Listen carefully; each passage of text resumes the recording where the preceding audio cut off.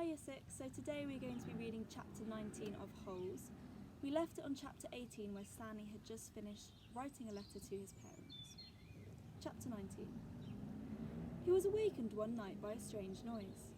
At first he thought it might have been some kind of animal, and it frightened him. But as the sleep cleared from his head, he realised that the noise was coming from the cot next to him. Squid was crying. "You okay?" Stanley whispered. Squid's head jerked around. He sniffed and caught his breath. "Yeah, I'm fine," he whispered, and sniffed again. In the morning, Stanley asked Squid if he was feeling better. "What are you, my mother?" asked Squid. Stanley raised and lowered one shoulder. "I got allergies, okay?" Squid said. "Okay," said Stanley. "You open your mouth again and I'll break your jaw." Stanley kept his mouth shut most of the time. He didn't talk much to any of the boys, afraid that he might say the wrong thing.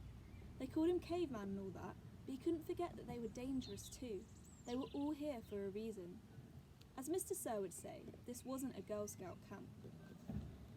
Stanley was thankful that there were no racial problems. X-Ray, Armpit and Zero were black, Pea Squid and Zigzag were white, Magnet was Hispanic, but on the lake they were all the same reddish-brown colour, the colour of dirt.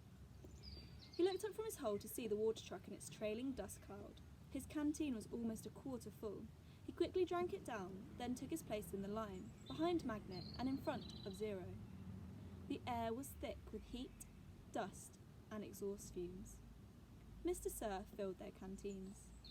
The truck pulled away.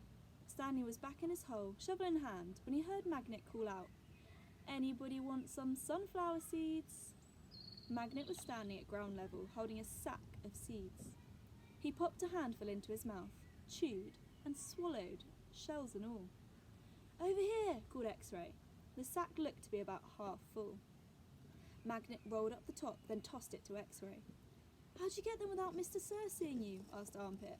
"I can't help it," Magnet said. He held both hands up and wiggled his fingers and laughed.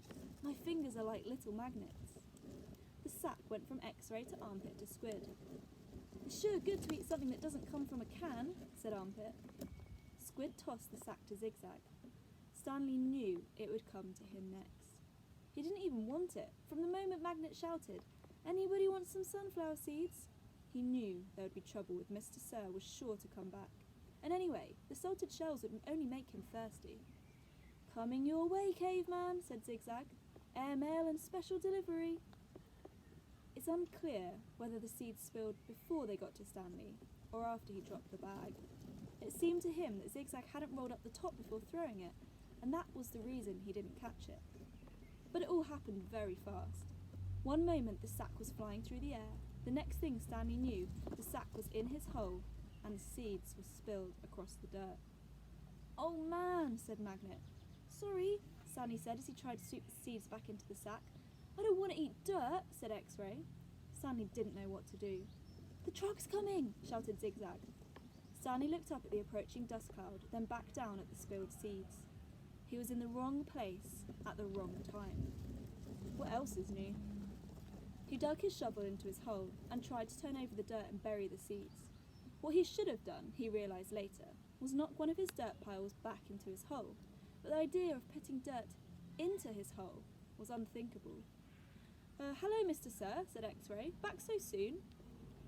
"It seems like you were just here," said Armpit. "Time flies when you're having fun," said Magnet. Stanley continued to turn the dirt over in his hole. "You Girl Scouts having a good time?" asked Mr. Sir. He moved from one hole to another. He kicked a dirt pile by Magnet's hole. Then he moved towards Stanley. Stanley could see 2 seeds at the bottom of his hole. As he tried to cover them up, he unearthed a corner of the sack. "Well, what do you know, caveman?"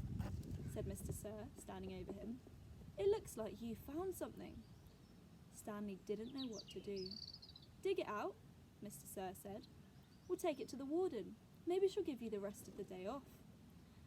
"It's not anything," Stanley muttered. "Let me be the judge of that," said Mr. Sir. Stanley reached down and pulled up the empty burlap sack. He tried to hand it to Mr. Sir, but he wouldn't take it.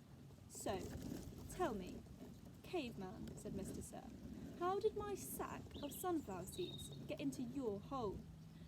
"I stole it from your truck." You did? Yes, Mr. Sir. What happened to all the sunflower seeds? I ate them. By yourself? Yes, Mr. Sir. Hey, caveman, shouted Armpit. How come you didn't share any with us? That's cold, man, said X-Ray. I thought you were our friend, said Magnet. Mr. Sir looked around from one boy to another, then back to Stanley. We'll see what the warden has to say about this. Let's go. Stanley climbed up out of his hole and followed Mr. Sir to the truck. He still held the empty sack. It felt good to sit inside the truck, out of the direct rays of the sun. Stanley was surprised he could feel good about anything at the moment, but he did. It felt good to sit down on a comfortable seat for a change, and as the truck bounced along the dirt, he was able to appreciate the air blowing through the open window onto his hot and sweaty face. So that is the end of chapter 19. Tomorrow I will read chapter 20.